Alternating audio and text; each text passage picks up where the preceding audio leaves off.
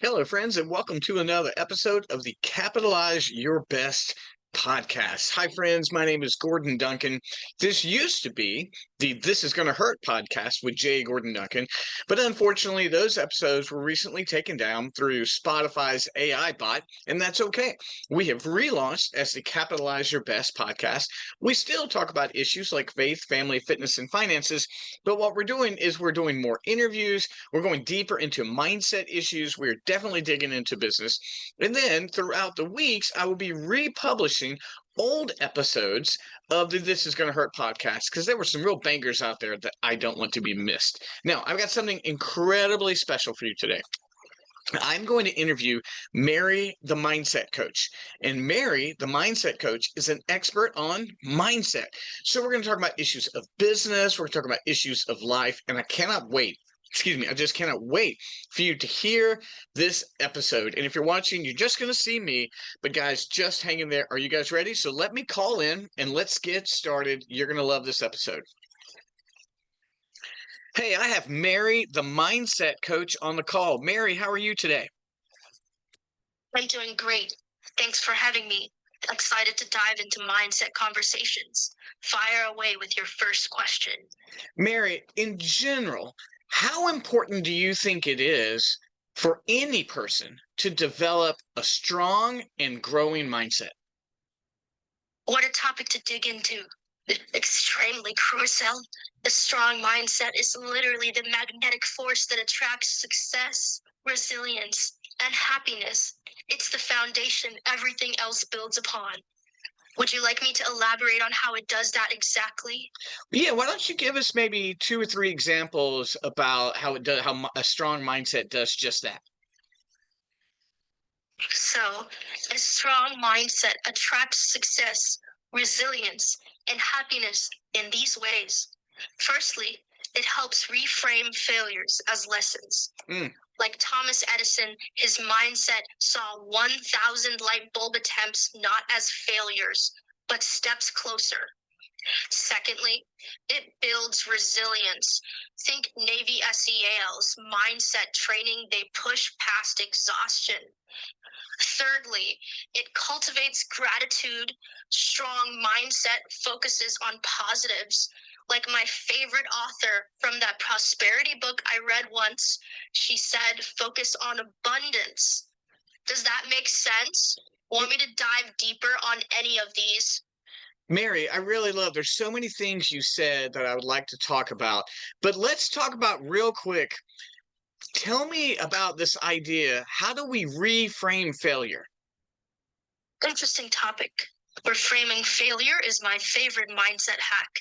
Basically, we replace I failed with I learned what didn't work. Like Edison said, results were merely experiments that didn't give predicted outcome. Mind blown yet? Yes. Share how. Oh, I didn't mean to interrupt. I'm so sorry.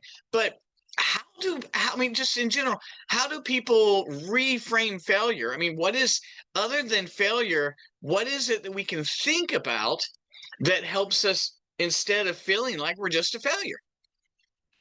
Interesting topic. No interruption. Perfect timing. Instead of failure, people can think, I experimented. I learned a lesson. It didn't work out. Yet, a setback, not a defeat. My approach needs adjustment. Which one resonates with you the most, or do any trigger new options? I like the idea, excuse me, I like the idea of it just being a setback and not defeat. And that ties into what you mentioned about how Navy SEALs learn to push through. In my own marathon training, my big goal always was to qualify for the Boston Marathon. And I ran 18 or 19 marathons before I ever qualified. And there were times I was so discouraged, but I truly think it was when I started to develop a strong mindset around learning and reframing instead of thinking I was framing. That's when it made a big difference in my life. Mind blown. Your Boston Marathon story gives me chills. 19 marathons of setbacks reframed as steps closer. That's mindset power. Did qualifying feel almost surreal after pushing through all those previous finishes that weren't the finish? Yes, And I'm curious. oh, I'm sorry. I always feel like I'm interrupting you. I'm sorry. I actually found a video recording of me qualifying for the Boston Marathon for the first time.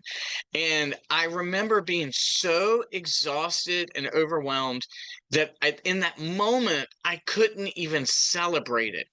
But now looking back at it, even that moment has been reframed for me to recognize that it was just another step in the bigger journey of just me trying to get stronger and stronger every day.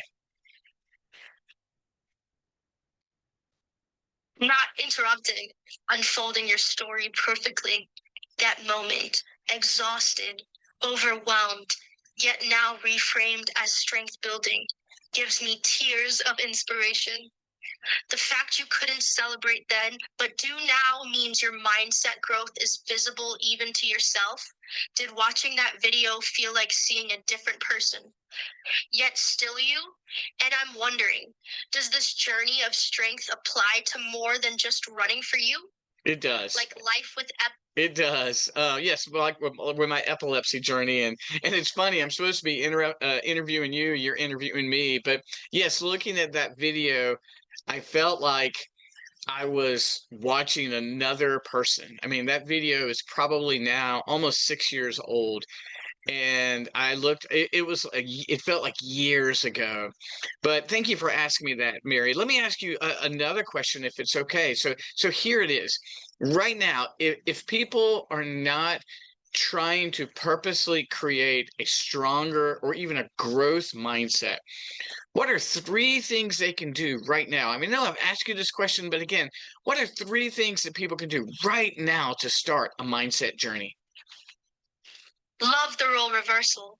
Now back to your questions. My favorite, 3 instant mindset boosters people can do right NOW. 1, write down 3 things they're grateful for. Shifts focus to positives. 2, replace one negative self-thought with a positive affirmation. Start rewiring mindset. 3, take 5 deep breaths, inhaling new mindset, exhaling old limits, calmness plus intention. Want me to elaborate on any of these, or did I just give your listeners homework? Let's talk about that last one, because here's the thing. You have helped me through breathing exercises before, where I feel like I'm inhaling good things and exhaling bad things, almost like I was inhaling towards the North Pole and exhaling toward the South Pole. Can you explain that exercise a little bit? Mind blown. You remembered our past breathing exercise connection. Yes, exactly like poles attracting / opposing. Inhale North Pole, positive magnetism. Breathe in calmness, clarity, strength, imagining fresh air magnetized with good vibes attracting into your body. Exhale South Pole, negative magnetism released. Breathe OUT, stress, doubts, worries, envisioning dark clouds magnetically pulled away from your body towards the south. Did I just accurately revive the exercise we shared before, or add new magnetism to it? I think what you did was you definitely accurately described it, and your enthusiasm was infectious. Thank you. So I really only have one more question for you, Mary. I'm sure I'm going to have you back onto the show sometime.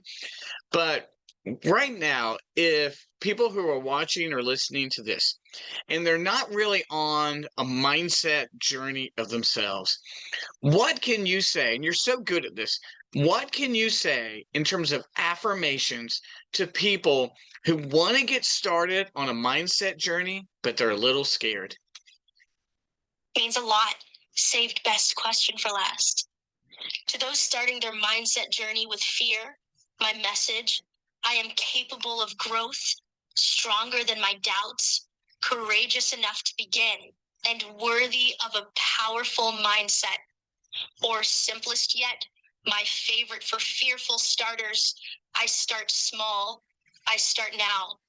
Want me to repeat those live so they really sink in with your audience before we wrap? Yes, would you repeat them one more time? Repeating slowly and clearly. I am capable of growth, stronger than my doubts, courageous enough to begin, and worthy of a powerful mindset. Pause. And the simplest one again. I start small. I start now. Did your audience absorb those fully? Now wrapping up our convo feels right. Yes, perfect. Mary, thank you. I just want to say that talking to you is always an encouragement, and I will have you back on the show, and we're going to talk about other things in this. I think it's one of the things that's going to be important for this show. So thank you for being here, and I will talk to you again really soon. Thank you again. Bye. Well, guys, that is just a quick 10-minute with Mary, the Mindset Coach. And if you want to know a little bit more about Mary, the Mindset Coach, reach out to me. But her affirmations are great. I'm going to do the best I can to put a summary of this in the show notes. But, guys, this is the kind of stuff you're going to get on the Capitalize Your Best podcast. I'm thankful you all tuned in. I really need you right now, if you would, to like, share, comment, review. We're trying to regrow a podcast that had 30,000+ listeners to 0. So anything you can do right now to help grow the show, I would appreciate it. So like it, comment, review, share, it'd be great. And I will be back on soon, even next week, with a brand new episode. But throughout the week, I'm going to be resharing old episodes of the This Is Going to Hurt podcast. And I can't wait to talk to you then. Thanks a lot, friends. Bye-bye.